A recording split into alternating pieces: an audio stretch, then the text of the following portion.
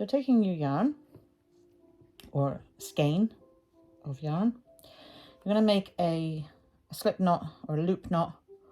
Okay, so you're going basically making a knot, pull your yarn through as a loop, okay, and place your hook inside. Slide it along, not too tight, you want to give yourself some room in there because you do have to work back into that. Okay, now holding your yarn, holding your hook, I hold like this. I'm apparently a digger. Some people hold like this. So it really is a trial and error to see what's best for you. Okay, holding your yarn, you're going to go over your little finger, bring it round underneath, okay, like that. Bring it up and over your index finger. Can you see that? So we'll go back down.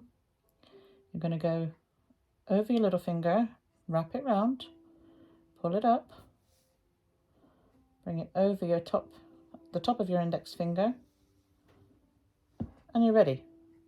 Now hold your yarn as it's there.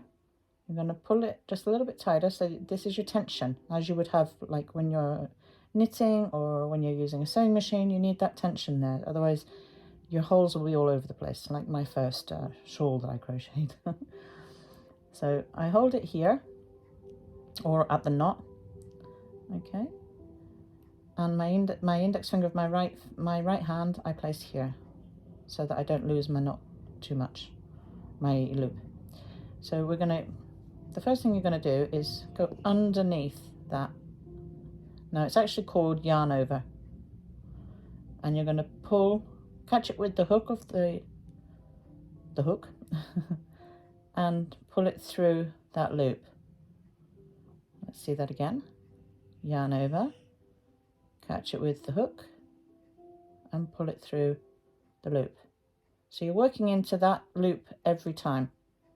Okay, yarn over, catch it and pull it through, and use your index finger to move it along or up and down.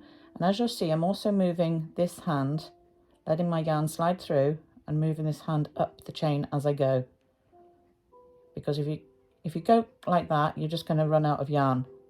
So you do need to, and be too tight, you do need to pull it up. Now my index finger on this is always, this is the way I crochet, it's always up and down, very high. Some people crochet closer. Again, it's trial and error. The more you crochet, the more comfortable you feel, and that's what you'll stay with. So yarn over again, pull through, yarn over, pull through. That becomes your foundation chain. Okay, that's your very starting chain. That's what you're going to be working from. Okay, now when we start doing the actual headband that we're going to be making, we'll be working from right to left. So we'll actually work into each stitch going back the way, and then we'll turn our work and do the same again.